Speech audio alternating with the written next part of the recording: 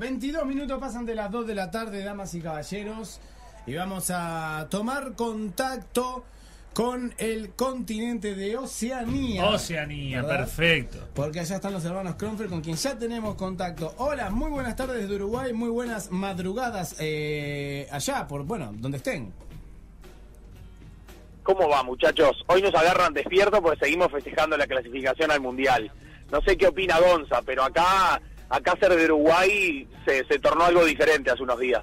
Y claro, ahora escúchame, decir que están hablando de que se salvaron de tenernos en la serie de ellos, ¿no? Me imagino. Totalmente. No, lo primero que nos dicen es felicitaciones y lo segundo es menos mal que no están en nuestro grupo. Menos mal que no están. Por eso. Totalmente. Bueno, ya nos estamos por ir de Nueva Zelanda, nos quedan unos días nomás y antes de irnos paramos en la ciudad desde la que tomamos el vuelo de regreso a Australia. Estamos en Christchurch, es la tercera ciudad más importante de Nueva Zelanda, pero lo que más la destaca en realidad no es su población o su importancia en el país, sino que es una ciudad que de entre 2010 y 2012 sufrió 7 terremotos, de los cuales el segundo fue el más mortal, que se llevó 185 personas. Y bueno, hoy queríamos contarles más o menos lo que hemos estado haciendo en los últimos días, que es básicamente recorrer la ciudad con un señor que trabajó en la comisión de recuperación de Christchurch después de los terremotos. Bueno, contarles un poco cómo vemos la ciudad, qué es lo que se está haciendo para recuperarla, qué cosas se ve que han avanzado y qué cosas todavía siguen igual de dramáticas como el día después de lo que pasó. ¿Ustedes han sentido algún temblor? Porque en esos lugares con actividad sísmica no es necesario que haya un terremoto, a veces se sienten temblores, ¿no? ¿Les tocó sentir alguno? A nosotros, desde que llegamos, no nos tocó sentir nada, si bien ayer, por ejemplo, viendo las noticias, nos enteramos que acá a unos kilómetros, más o menos 150, hubo un pequeño temblor. Muchas veces estos temblores se dan a una distancia bastante lejos de lo que sería la superficie y ni siquiera lo podés percibir. Lo que sí, en estos lugares es bastante frecuente que hayan temblores mínimos, que a veces son imperceptibles y a veces son perceptibles, pero que sí se dan casi todo el tiempo. Como decía Nico, los 7 de estos que se nombran son los más relevantes y los más dañinos en cuanto a la ciudad, pero hubo más de 1500 en esos años, o sea que los temblores son totalmente frecuentes acá. Lo primero es ver la mala liga de tener 7 terremotos en un mismo lugar. Yo creo que ese señor de la comisión lo primero que tendrían que haber evaluado directamente es correr la ciudad para otro lado, ¿no? Porque ya cuando tenés tan mala liga... Totalmente, nos decían, primero que los costos de reconstruir una ciudad son muchísimo más caros que de volver a construir una ciudad de nuevo. Y bueno, y también veíamos eso que decías de la suerte, lo veíamos un poco en la cabeza de la gente, ¿no? Porque cada vez que hay un terremoto de escalas considerables que provoca daños en la ciudad y en las propiedades, es un golpe psicológico que obviamente lleva su tiempo en curar y en que las personas vuelvan a tomar fuerza para decir, levantemos la cabeza y empecemos a laburar de nuevo y a encarar de nuevo que nos vamos a recuperar. Y en estos 2 años en los que hubo estos 7 grandes, nos contaban que la moral de la gente estaba por el piso porque la actitud era, tuvimos uno, la pasamos mal, le metimos ganas, nos recuperamos, nos estamos levantando de nuevo y ahora otro. Y así 7 veces, claro, llega un lo momento que implicó que más de 100.000 casas fueron afectadas en la suma de los 7 terremotos y más del 40% de las casas de la ciudad fueron totalmente derribadas o se puso lo que acá se llama pegotín rojo, se las declaró pertenecientes a la zona roja y por lo tanto no se podían habitar más. Y eso es muy impactante porque mientras nosotros recorríamos las zonas más afectadas, veíamos casas que estéticamente, vistas desde afuera, no tienen nada. O sea, tienen de repente el portón del garage un poco roto y un cartel enorme en la puerta que dice esta casa no se puede entrar. Y uno la ve por afuera y son casas, algunas que están en la cima de colinas que se nota que son lujosas y de gente de buen pasar y quedan de un día para el otro totalmente inhabitadas y las personas se tienen que ir a vivir o a otras casas que puedan tener o a casas que amigos le puedan dar, o también un fenómeno que ocurrió y que los kiwis lo cuentan con mucho orgullo, que es que otros neozelandeses que no conocían ni siquiera a los habitantes de Christchurch que fueron afectados por los terremotos, les ofrecían sus segundas casas, sus casas de veraneo en otros lugares más seguros para que las vayan a habitar hasta que la ciudad se acomodaba un poco, y eso es algo que cuentan con bastante orgullo también. ¿Y es una ciudad de qué dimensiones, digamos? ¿Es una ciudad importante de Nueva Zelanda o...? En territorio, o sea, en dimensiones, es la segunda ciudad más grande del país. Ah, claro. Y es la ciudad más grande de la isla sur. En cuanto a población, es la tercera ciudad más importante. Y ha sido, sí, es recontra relevante para lo que es el país. Lo que decía Nico es fundamental. El país esta ciudad fue afectada por un terremoto la primera vez, y fue bastante llamativo porque esto no sucedía cada un periodo de años bastante cercano. Cuando la ciudad se empezaba a levantar, empezaron a caer el segundo, el tercero, el segundo sobre todo, que fue el más terrible. Entonces, cada vez que se avanzaba un poquito, se veía un retroceso muchísimo más grande.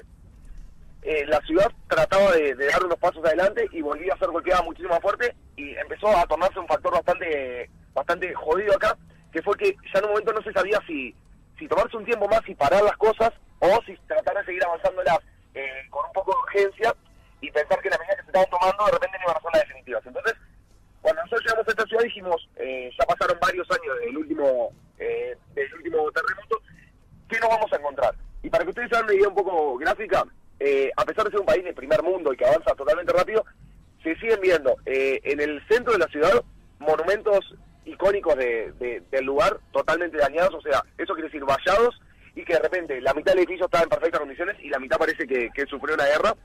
La catedral más importante de la ciudad, que es el lugar céntrico de hace 200 años, está con peligro de derrumbe y no se puede tocar mucho, porque son lugares históricos que además tocan mucho el corazón de la ciudad, entonces es bastante peligroso amurarlo.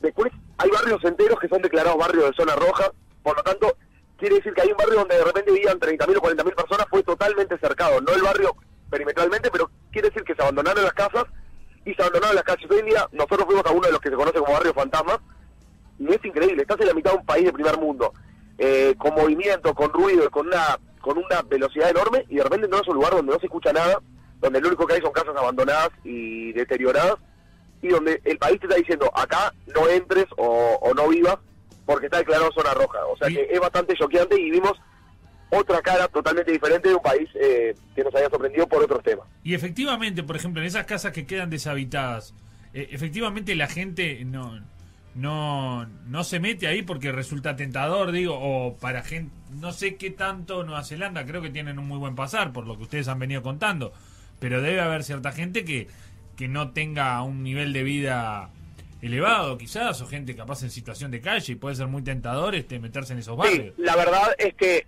nosotros siempre aclaramos la diferencia. Acá, como creemos en todos los países del mundo, homeless, o sea, gente sin casa, existe. La diferencia es que las razones económicas no son las prioritarias para hacer que esa gente viva en la calle. En general son razones más psicológicas y psiquiátricas, es decir, gente que tiene problemas de adicciones o directamente que son disfuncionales a la sociedad, y más allá de que tienen recursos económicos para vivir en una casa, una serie de decisiones personales han llevado a que esas personas vivan en la calle, y obviamente que resulta tentador tener tantas casas vacías para ellos. Básicamente lo que hace el país es poner cercos y multas. Los cercos no son una cintita amarilla que dice no entrar y que apela, digamos, a tu buena voluntad, sino que son unos vallados de metal bastante altos que proponen cierto desafío, y también están las multas. No tenemos claro en realidad cuán frecuente es, o si se revisa siempre a ver que no haya gente. Tenemos entendido que no es algo que se hable todos los días de este tipo de cosas, pero esas son básicamente las medidas que toman para contrarrestarlo, y también es real que el número de gente que se puede ver atraída por ese tipo de cosas no es tan elevado. Este señor con el que nosotros vivimos nos contaba que inmediatamente después del terremoto su principal función era ir con un ingeniero y declarar qué casas se podía entrar y seguir viviendo, qué casas no se podían pisar más, ni siquiera un segundo más, y qué casas tenían la estabilidad suficiente para que las personas agarren sus bienes antes de abandonar para siempre sus casas. Y nos contaba que era bastante jodida la situación, primero porque tenían que lidiar con gente que de alguna manera desafiaba su conocimiento, no en cuanto a creer que sabían más, sino en cuanto a querer que la realidad fuera diferente.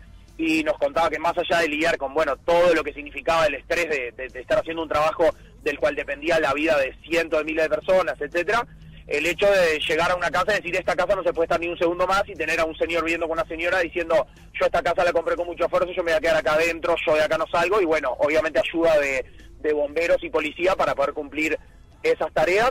Y también difícil los momentos en los cuales la gente consultaba con lo que sería la intendencia del lugar acerca de sus casas.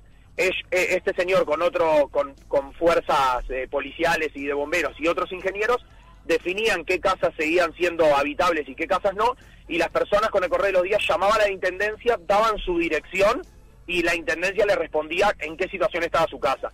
Y bueno, nos contaba que eso, se encontraba con gente que resulta, solo imaginarlo resulta fuerte, llamar a un teléfono, decir la dirección de tu casa y que te digan tu casa no la vas a poder usar más.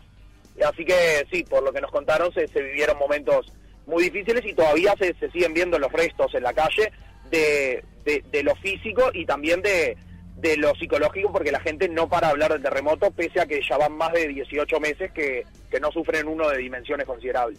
Claro. Terrible, terrible. Bueno, ¿qué van a hacer ahora? Sí, bueno, contarles una cosita más antes de decirle cómo seguimos. El terremoto deja, lo que nosotros podemos entender, consecuencias de diferentes tipos. Una es, obviamente, social y psicológico. Se llevó 185 personas de esta ciudad, pero afectó a más de 100.000 casas, o sea que la ciudad se vio totalmente transformada.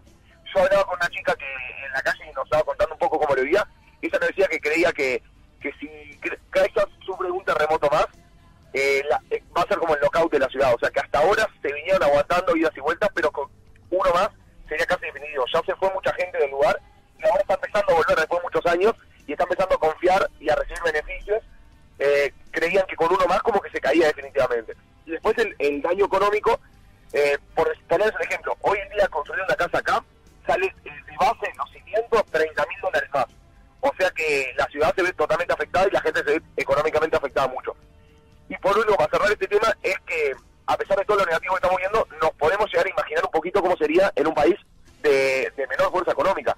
Acá esta ciudad se ve totalmente condicionada y se vio totalmente afectada, pero estamos hablando de un país de primer mundo y con tremenda fuerza. Los seguros acá reaccionaron de manera espectacular y toda la gente pudo tener una casa por decisión automática del Estado. Pero en un lugar mucho más pobre, un lugar mínimamente más pobre, hubiera sido mucho más terrible. Sí, que los hay. Y bueno, lo que nos preguntaban de los planes. Sí. Lo que nos preguntaban de los planes. Nuestro plan ahora es volver a Australia. En 2 días nos tomamos un avión de nuevo para Melbourne y vamos a aprovechar que se viene el verano para recorrer más o menos 2 meses y medio ese continente australiano donde vivimos un año. Nosotros conocimos Melbourne y Sydney perfecto. Nos vamos a dedicar ahora a recorrer todas las ciudades de la costa este y atravesar el país, todo lo que es el desierto y el corazón de tierra del país continente este australiano, para terminar en el sur, en el suroeste, y poder llevarles un poquito. Después de esto, arrancar al continente asiático, donde ya tenemos 19 países marcados como destinos, y bueno, empezar a seguir recorriendo un poco el mundo.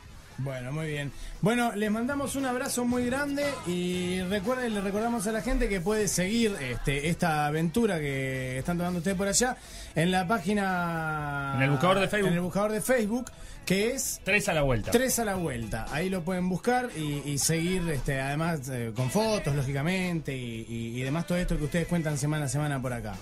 Les mandamos un abrazo muy grande. Exactamente. Ponen 3 a la vuelta ahí en el buscador y nos dan me gusta, nos escriben por lo que precisen o nomás miran lo que andamos haciendo. Increíblemente ya por las calles de Nueva Zelanda, algunos uruguayos que trabajan por acá ya nos están recomendando. Estamos esperando a ver cuándo llega el rédito femenino. Bueno, muy bien. Ya llegará. Un abrazo grande para los dos, Hasta la semana que viene. Abrazo, muchachos, hasta la semana que viene.